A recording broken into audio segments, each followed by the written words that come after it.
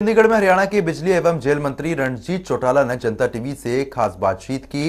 इस दौरान उन्होंने कई मुद्दों पर जानकारियां देते हुए बताया कि कोविड ओमिक्रॉन के बढ़ते प्रभाव पर हरियाणा सरकार गंभीर है, जिसको लेकर सीएम मनोहर लाल और स्वास्थ्य मंत्री अनिल विज लगातार काम कर रहे हैं। देखिए।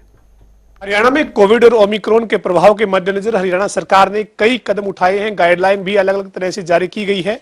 इसी बीच 15 साल से 18 साल के बच्चों के लिए वैक्सीनेशन भी शुरू हो चुका है। प्रदेश में 2 दिन से वैक्सीनेशन जारी है। इसके अलावा तमाम जो राजनीतिक बड़े कार्यक्रम थे उनको भी स्थगित किया गया है। मेरे साथ हरियाणा के बिजली और जेल मंत्री चौधरी रणजीत सिंह चौटाला हैं। सर, प्रदेश में जो है वो कोविड और ओमिक्रॉन का एक बार फिर से प्रभाव जो है वो बढ़ रहा है। आप जो है वो क्या अपील करेंगे प्रदेशवासियों से कि इस समय इस महामारी के लिए हमें किस तरह से आगे बढ़ना चाहिए? देखिए, अब तो टीवी पे सब जगह आ ही रहा है। हमारे मुख्यमंत्री जी भी कर रहे हैं, सब जगह कर रहे हैं, प्राइम मिनिस्टर साहब की भी ये अपील है।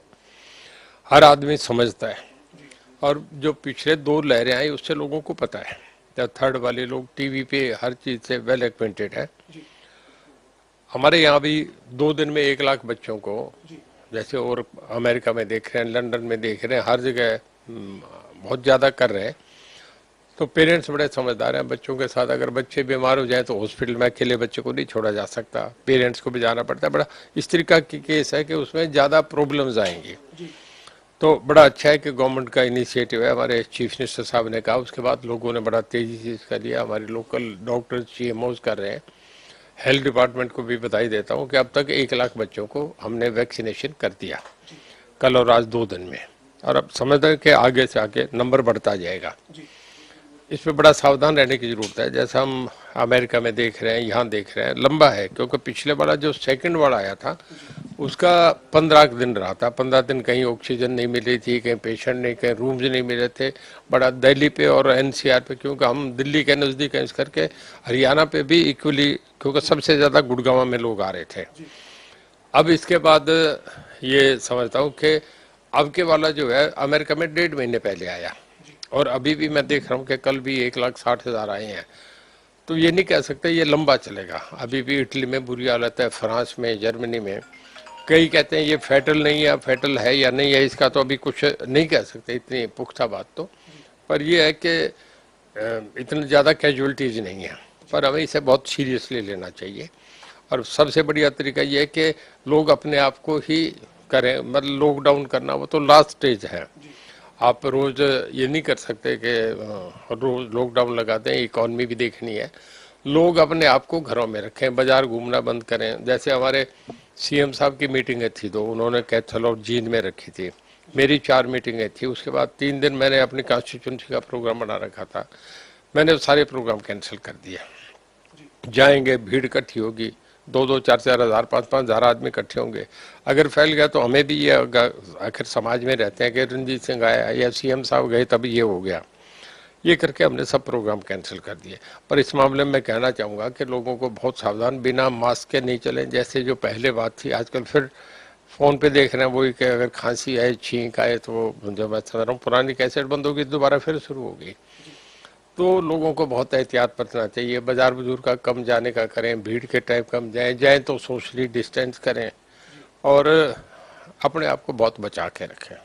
तो ये सर, जो राजनीतिक कार्यक्रम थे, आपने जिस तरह से बताया कि आपके अभी कई जगह पर कार्यक्रम थे, या फिर CM साहब की जो रैली थी कैथल में जो 8 तारीख को होनी थी वो भी स्थगित हुई है, तो आप क्या मानते हैं कि इस वक्त कोई बड़े इस तरीके की गतिविधि जो है वो ना ही रहे, ताकि जो है वो इससे और बचाव बना रहे?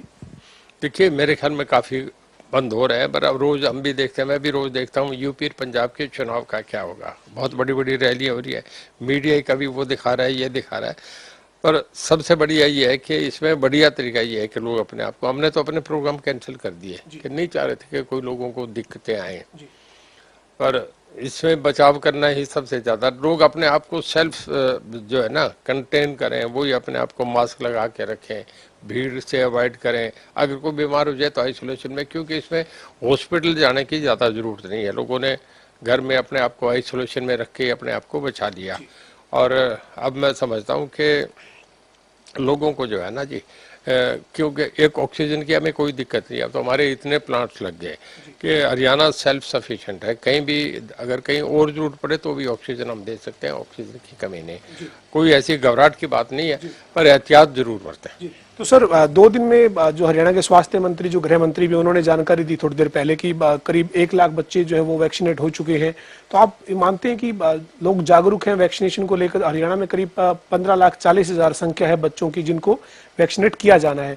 तो 2 दिन का जो रेशियो है 1 लाख का, उससे आप समझते हैं कि जल्द इस जो टारगेट है 15,40,000 का वो अचीव हो जाएगा?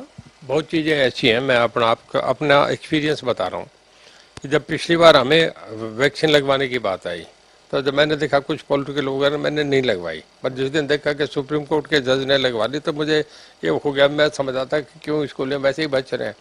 उसके बाद कॉन्फिडेंस, अब लोगों को ये पता है, पेरेंट्स ने लगवा ली, तो इन बच्चों के स्टेज में ज़्यादा उन बच्चों को पता है कि पेरेंट्स लगा रहे हैं, पेरेंट्स भी देखते हैं कि बच्चों को, हम उनके लिए तो बच्चों से ज़्यादा कुछ नहीं है, तो बच्चों को पेरेंट्स ही समझा के कर रहे हैं, अपने आप उनकी ड्यूटी है, मॉरल ड्यूटी है, वो करेंगे। बच्चे बहुत ज़्यादा लगवाएंगे, मैं समझता हूँ कि अगले 5-4 दिन में बहुत ज़्यादा वैक्सीनेशन होगा। सर आपके पास जेल विभाग भी है और पिछली बार जब कोविड का जो प्रकोप था उसमें कई तरह की हिदायतें जो है वो जेल विभाग की थी।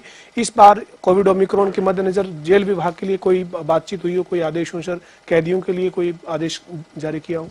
पिछली बार हमें सुप्रीम कोर्ट से गाइडलाइंस थी और उससे हमारे हाई कोर्ट के एक ऑनरेबल जज साहब थे जो मॉनिटर कर रहे थे, राजेंद्र सिंह जी थे, और हमारे होम सेक्रेटरी, डीजीपी और जो लोकल वहाँ का जो सुप्रिटेंडेंट जेल थे, वो देख के ये डिसाइड करता, मॉडलिटीज उन्होंने तय करी और समय समय पे जैसे हमने देखा आगे मीटिंग करके उसे एक्सटेंड करते गए। अब बीच में हमने बंद कर दिया था, कैदी वापस बुला लिए थे।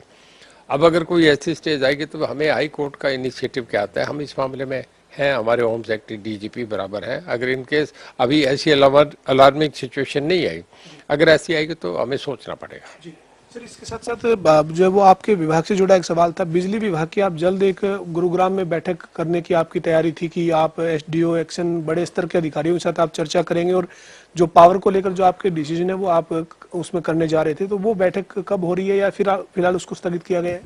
हाँ, हमारा ये था, मैंने ये समझा था कि पहले एसीएस और हमारे एमडी सारे और डायरेक्टर्स की मीटिंग करें, कि 20 लोगों की एक मीटिंग करें, उसके बाद फिर चीफ इंजीनियर एससीज की मीटिंग करें, ताकि हमारे नई चीज़ें जो है, एसीएस हमारे नए आए थे, हम एक रिव्यू करा करते हैं। तो ये था कि गुड़गामा करें, मैक्सिमम रेवेन्यू हमें गुड़गामा से आता है।